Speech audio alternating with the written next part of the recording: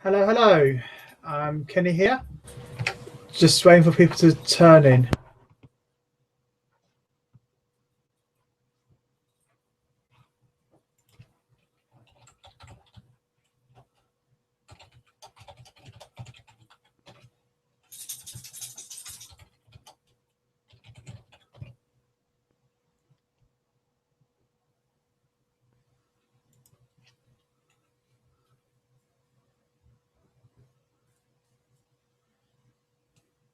Okay. Um,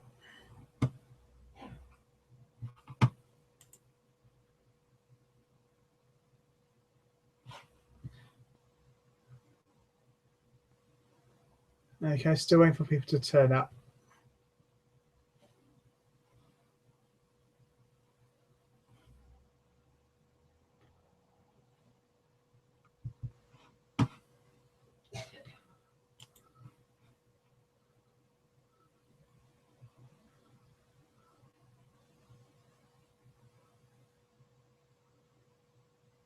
Okay.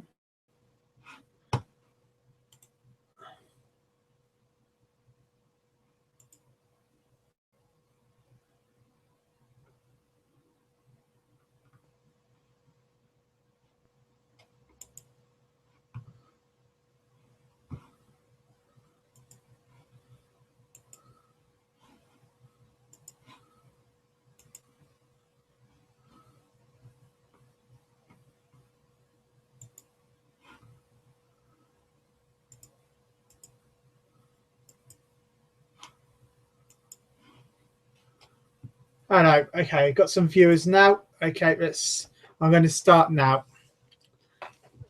Okay. I'm Kenny. I'm from Roleplayer.com, and I'm just going to talk about creativity and random generators. This talk's going to be in 3 parts. First part I'm going to start talking about is about creativity in general. Second part, I'm going to start talking about generic tools to help with your creativity. And the third part I'm going to talk to you about is about random generators themselves. If you have any questions, there's a Q&A box, so please ask the questions. I'll keep an eye on that. So any comments throughout the show, please just ask them. Okay. I was going to start off with a joke, Sheldon-esque joke about what is creativity and talk about the agora and all that kind of stuff, but I've really forgotten how it went. So, what is creativity? Creativity is a new way of looking at the world and getting new and surprising things from looking at the world. Experts on creativity have basically lined up and said there's three things which makes an idea creative. It has to be novel, as in it departs from what we are familiar with. It has to be effective. It achieves something. It has to achieve something. It's not just random new just for the sake of being random and new. And third of all, it has to be ethical. It's not for selfish gain, and it's not for evil. So for positive. Okay, that's not saying that all creative things are always for the good, and they can't always be twisted for the bad. Unfortunately, they can be twisted for the bad, but that's way beyond what I'm trying to talk to you about here. Now, I've had a quick talk about creativity. I also want to sort of talk about what traits do creative people actually generally have. Actually, the creative people are actually intelligent. There's a threshold, and over that threshold, not creative, but it doesn't help them anymore. But below that threshold, the closer you are to that threshold, which is about 130 IQ, then you get more and more creative. You also have to have plenty of knowledge, a wide range of skills and understanding about everything, a general basic knowledge. As you see from my bookshelf behind me, I I love reading, and I've got a fair amount of interesting things there.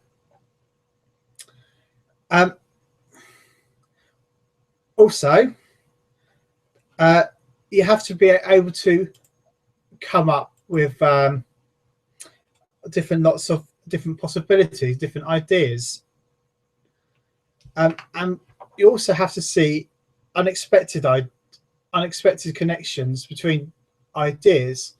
So if you've got talking about food, and then all of a sudden you find, oh, that's interesting, I didn't think about role playing that way while thinking about food, then that is a creative idea. It's like I've been watching way too much Big Bang recently. I'm not sorry, but it's just me. It's like when Sheldon was a busboy at the Cheesecake Factory, and he dropped the food, the plate on the floor, and he just stared at it, looked at it, and he came up with the answer. That is a way of linking two unrelated things together and really coming up really great like that. The other thing is that you've got to be different in your thinking. You've got to be original in your thinking. You can't just go along with the mainstream and say, oh, that's the way it's always been, so that's always have to be. Yeah, and different ways of thinking, that's important. And the other thing is that you've got to be able to find problems, not solutions. Finding solutions is generally an orthodox way of thinking, an intelligent way of thinking. It's a way of finding the problems. Expert creatives in all fields struggle with finding the problems. It may seem a bit weird, but that's the way things are. And finally, you have to be open to new ideas. Another interesting story. During the interwar years, as a German scientist, he was trying to find out what we know now as antibiotics. And he at the end of every day, he put some bacteria on petri dishes and left them alone. And they came in the morning. Sometimes he saw them as some of the bacteria had died because they had mold on them. So he got frustrated, started it again, and it happened again. So he then got someone in to deep clean his lab and get rid of all the mold. After that, he had no problem with the bacteria on the petri dishes dying. But Sir Alexander Fleming, he himself noticed the mold growing on the petri dish and the battery dying. And because of that, he then thought, hang on a second, what's going wrong here? And when he realised what's going on here, he then moved on to it and he found, oh, that's a way of solving killing the bacteria. And so we now know Sir Alexander Fleming as the inventor of the first antibiotics and penicillin. Just give me a second here, guys.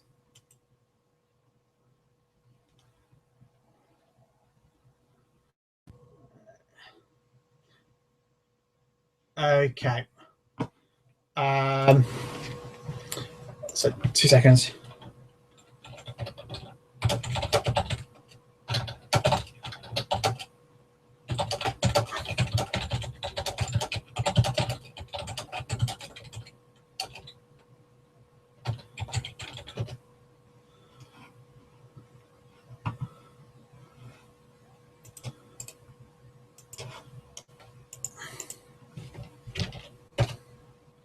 Okay, sorry about that. Some people are trying to join this chat, but they haven't quite managed to find us, so they should be coming on shortly. Okay, so that's the sort of traits of creative people. One final thing about creativity before I move on is the idea of what they call the Model T. No, it's not the car, you know, any colour but black. It is the idea that you need a broad general knowledge. I wish I had Lego blocks for this, but they're up in the loft. So you need a broad general knowledge, and then you need an in-depth knowledge of a topic. Okay, basically, so you're forming a T. Okay, now along with that, you also need, that's just not enough of that. You also need to know your tools, what tools you've got to use and how they work. Okay, so that's the idea of the Model T. Now I'm going to start talking now about some random generic tools which will help in being more creative and getting ideas out there. Okay, the first one I'd like to talk about is free writing. If you've got any questions, please ask them in the side there and I can answer them either as I go along or at the end. Free writing is basically when you sit down on over a pen and paper or on your computer with your word processor and just start typing or writing and just carry on going for a set period of time. In the end, I'll say after 20 minutes, half an hour, however long you want, you'll have a whole page of random thoughts and just carry on thinking about them. So everything goes into your head goes out onto the paper. So if you're thinking in your head, you write on the paper. If you're thinking, and so he lived, oh no he didn't, you write, and so he lived, and no he didn't on the paper. That's important. It's to train your mind to let every idea out it's coming into your head out onto the paper, and eventually you'll start thinking, wow, it's working, that's great, and you'll get all the good ideas hidden right underneath all the bad ideas. Brainstorming is the next tool I want to talk about, and brainstorming is when you create a long list of ideas, either what single words or short sentences of ideas in your head, and you keep writing them out and keep writing them out until you get stuck. And when you get stuck, you push that bit further, maybe ask yourself some questions, reframe the question, problem solving in a new way until you get through it, and then you'll probably find that near the end you'll find some of the best ideas for the reason why you're brainstorming. There are. This here is an example of a brainstorming I've done myself. So you see it's just a long list of random words, and really it's really helpful. I got some really simple ones at the beginning, and near the end some really different ones, some really ones which I wouldn't have thought about if I didn't have pushed really all that far. Once you've done with your brainstorming, you can pick a few at the back and just use them, or you could do what I like to do and put it into a cluster map. Now this is another tool, and this tool here, if you look, you'll see that I have lots of different ideas all around, and they're all linked together and all interconnected. That's the idea of a cluster map. It just helps link ideas from one to another and form ideas you haven't really thought about. Again, that's about me, why I think about why I want to do what I do, and I love doing what I do. And it's all interconnected. Some parts of what I like to do link with other parts of what I want to do, and it all joins in together. I can look at a map and I can see links, and I can understand more about what's going on in my head and in my mind and soul than if I just wrote a list of links out. Now, another way you could, of either brainstorming or using ideas from brainstorming is mind map. I've seen this used in lots of different ways, but the way I'm doing it is basically how Tony Buzan, the person who invented mind maps, has told to do it. So again, if you notice, it's very colourful. You have lots of links coming out. Each of these are single words. Got pictures on there, and it's just lots of ideas on there. And each of those branches only has a single word, and that single word leads into another single word, and so on until you get a bit further on. Here's another one. I done. So if you notice here, I've got dice, and after dice, I've got 3 different types there. And these just help me understanding what's happening here. And like here, I've got drivers, and then here I've got covert poet, and I've got other drivers, and like I've got parents intersections here, and 9 cues here, and here I've got stationery, but I haven't really linked on for that. So at the end, I can put stationery, I can put pens, or pencils, or rubbers. I can carry on doing that if I wanted to, but to me, that idea of that was just a very brief, quick, simple mind map. But as you say, you can go deeper and deeper and deeper, and it's quite deep, quite heavy there. And that's why you got the pictures on there to help you see it and drive your mind. And it's just because it's very visual, it'll help you in your mind, sink into your mind. So they're the 3 kinds of, so 4 kinds of random creativity tools I want to talk about. There's lots more out there, but I thought they're the 4 simplest and best ones to use to start off with. Now I want to get onto random generators.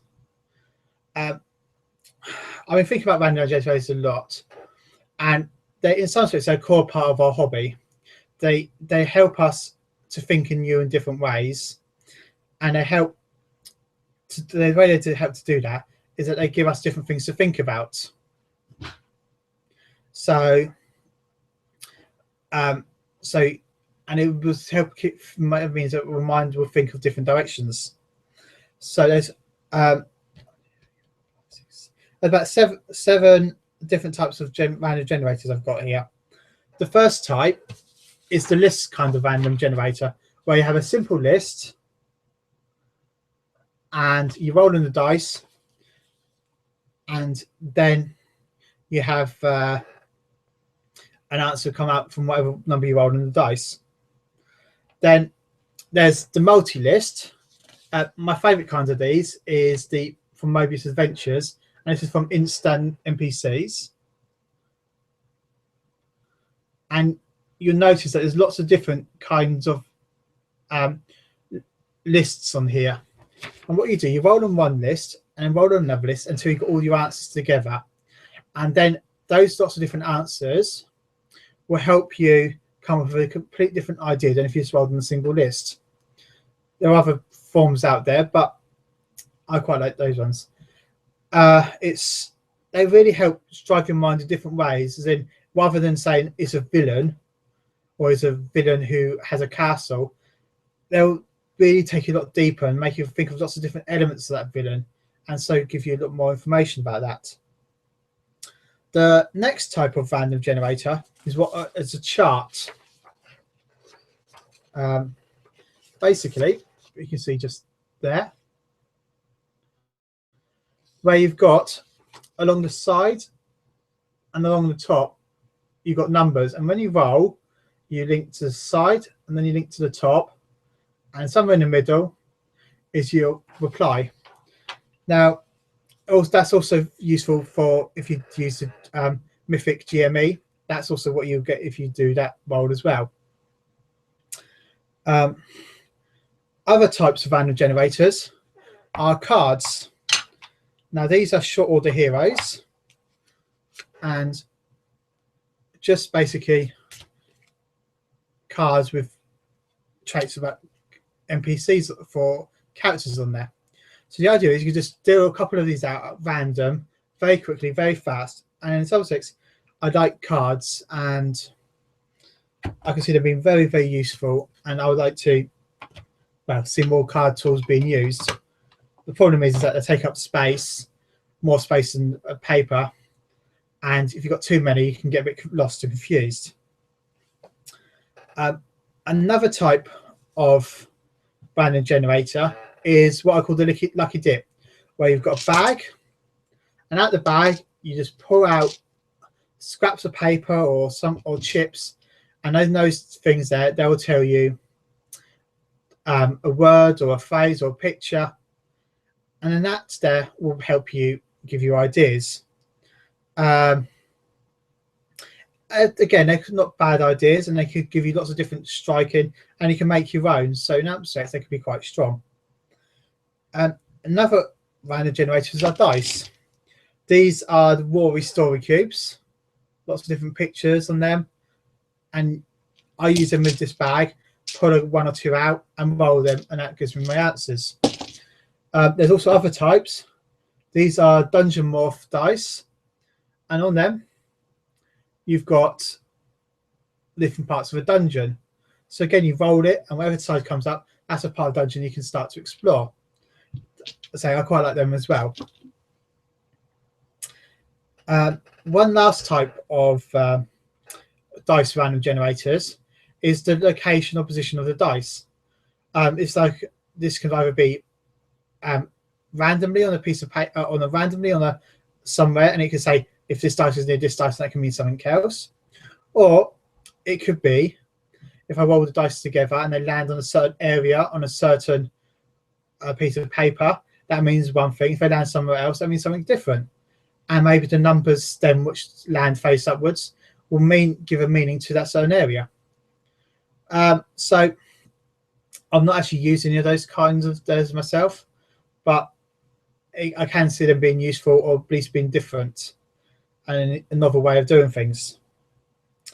The last type of random generator I've got is computer. A computer can be any of the subsets from above, so it can make a random dip, a lucky dip, or it can roll from a list automatically for you using a program like Inspiration Pad Pro or something. Or it can be really complicated, something like astrosynthesis, where it can create an entire entire galaxy or universe of stars, the planets, the names, the inhabitants, how many people living on that sort of thing, and other stuff like that. So that can be really detailed, which could take a long time if you did it manually by hand or paper. There's a couple more things I want to talk about random generators before we finish. First of all is modifying them. Now, the idea of modifying random generators has only come to me recently. Fitz from Mobius Adventures and my friend Phil from Tales of a GM, both of them have talked about modifying random generators to make them fit what you want. And I think they're both really good ideas. The idea is that you can change something which isn't on you don't like or doesn't fit your world. So if you're doing a dungeon crawl and it comes across goblins, and you don't have goblins in dungeons, goblins are plains creatures or don't exist in your setting, you cross goblins off and write something else like skeletons or wraiths or another kind of monster which lives in dungeons. And when you come to that in the future, it's already tailored to your world. And so you just got to do that with the table. So don't take what tables are religiously. Now, I want to talk to you about the Pareto principle, or the 80-20 rule. The idea is that 20%, that's where these three fingers are, of your work gives 80%, that's all of this, of results. So instead of having lots of random generators to do lots of things, you'll find that only a few random generators will be used all the time or give you the best results. Mythic GME will be a prime example. You'll probably use... Okay. You'll probably find a lot of people use Mythic all the time, or something like that all the time. Sorry, give me a second. And so that's there.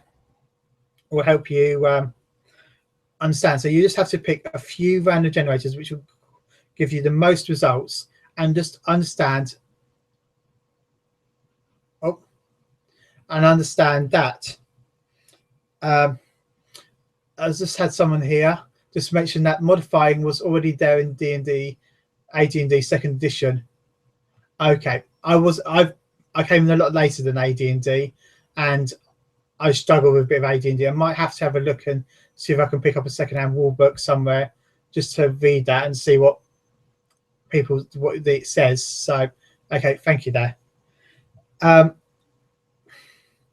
other thing to do is that for random generators, they have to be easy to understand. If you struggle to understand it, then there's no point using it. And finally, before we get to anyone's got any questions, the random generator has to be useful and relevant to your game. There's no point talking about random generator creating star systems if you're doing a dungeon crawl game. There's no need to know about how the star system was created or more the different planets and stuff in the star system in the dungeon crawl. Well, if you can think of a way, then great. And then use it. But in general, you don't need to worry about that. So, on the flip side, a dungeon monsters found in a dungeon crawl will probably be useless in a epic space opera game where you mainly fight spaceship versus spaceship. So again, random generators you use will have to be relevant to the game you're playing with. Okay, that's good. I've now got about 5 minutes or more if anyone wants any questions to ask.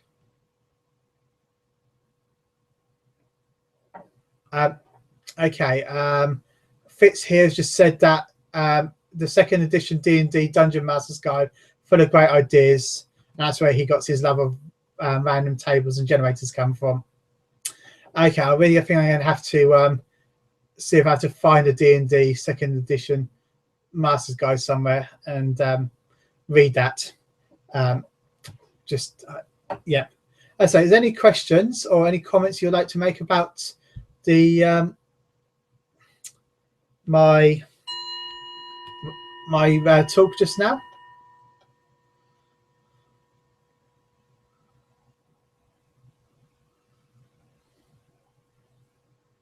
Okay, I can't see. It doesn't seem like anyone's got any questions for me or like that.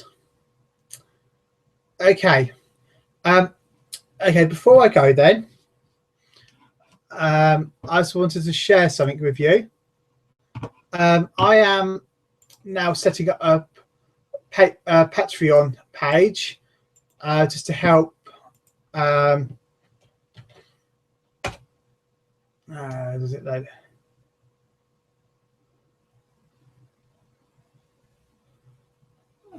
Here we go. Hopefully you can see it now. A Patreon page from me. Okay, if you can't see it, the link is patreon.com/Kenny Roleplaying Sage. Basically, I'm setting up a little thing like that just to help get some more money coming in so I can focus more time on soloRoleplayer.com, making it the best I can. And I say on there, my wife wants me to earn some more money. So if I don't earn money from doing this, I'm probably going to have to not focus so much time on there, I'm afraid. Oh, I've got some more fans. I found another question here. Yeah, someone's asked about my maps and free writing. I mainly do my maps and free writing outside of my games, not actually within my games. Cluster maps is perhaps the one I find most useful. In my Goblin Tribe game, as a bit of free writing, actually came up with what I call the core idea of my goblin. He's a shadow walker. I can't find it. Or shadow touched goblin, and the shadow touch came from a free write. And I like the idea of the image in my mind, so I've moved it across into that. So I do some free writing. I've done cluster maps. My mapping, I generally don't find all that useful for role playing, but it could be. Some people might find it useful, which is why I've talked about it. And brainstorming, I think a limited form of brainstorming, only a very short one, might be useful if you're stuck or if you're finding that your story is just too boring and too plain. That's when I think the brainstorming will become very useful. Just help you dig a bit deeper, make it not so some more random, more fun. Okay, let's have a look. Okay, this is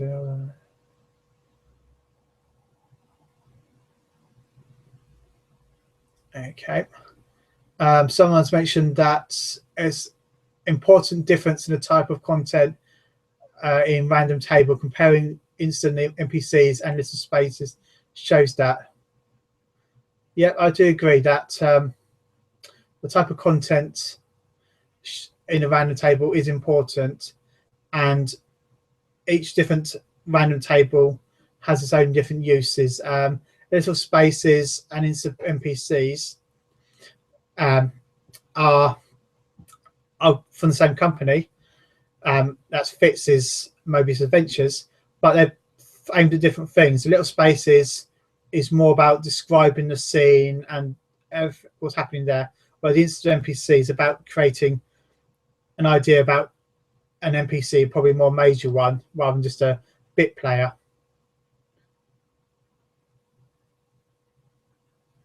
Oh, okay. You mean okay? He means a concrete data and associative data. Okay, yeah, I see what you mean there. Sorry, it's not always in order. This creation Q&A box on the side here. Yeah, I can see what you mean. Yes, the concrete data and associative data. Yeah, as in the instant NPCs are more concrete. They give you more things, whereas the little spaces is more, I would say, emotional, more sensing kind of details. I can see that, and I can understand how that is. Again, it's what you want out your role playing. If you wanted to do lots of thinking and feeling kind of games, then maybe something like Little Spaces, where it's a more feeling, more emotional type of stuff, will be more beneficial and helpful.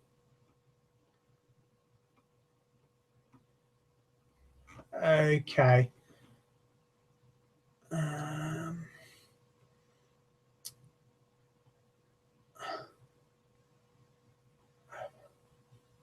Okay. I found that using random jet tables to generate encounter tables and ideas for use in game.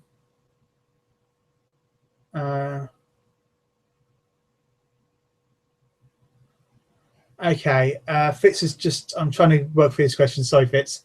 I found that using random tables and such to generate encounter tables and ideas for use in game. I think if I get see if I can get your question there.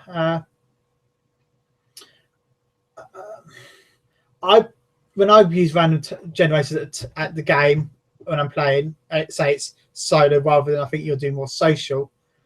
When I do that, I just get the answer off the top of my head, and then from whatever tape chart I'm using, and I roll with that, and then see where my brain allows me to take that.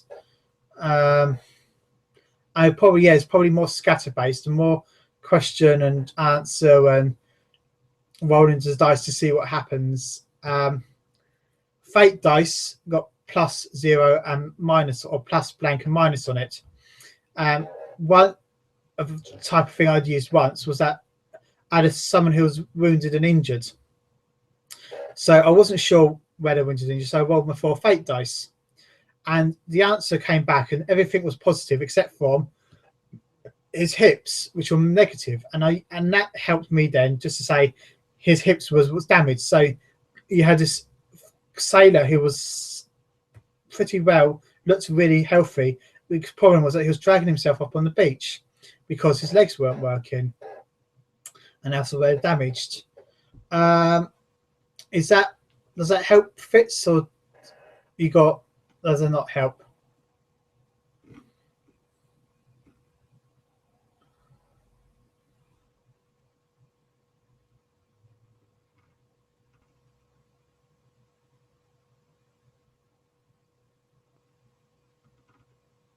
Right. Okay. I can't see any more things coming up there. So there's a lot more we could talk about random generators, and I think the more you, here we go, and the more you use them, and the more you experiment and try different things, the probably better you are. As I said, you're looking for problems. So if you have a problem with your random generator, find out what's causing you the problem with it. Spend lots of time trying to work that out, and then you'll then, when you figure out what the problem is, the answer should be easier to come across. So I hope that's done like that. Well, if there's no more questions, oh, okay, yep, we'll just see it now. Yep, Fitz said, yep, I've gave him a good example as a reply. Good, I'm glad about that. Now, if there's no more questions there, then I'll say that's it for today. Again, I'm Kenny from Roleplayer.com, and if you would like to help me to focus more and create more role-playing content, not only on my blog but on chats like this, and I mean even face-to-face personal chats, if you want to do that, go to Patreon and look for Kenny Roleplaying Sage, or patreon.com Kenny Roleplaying Sage, and then you can donate to me there, and I'll be able to help you, and you can be able to help me to help you.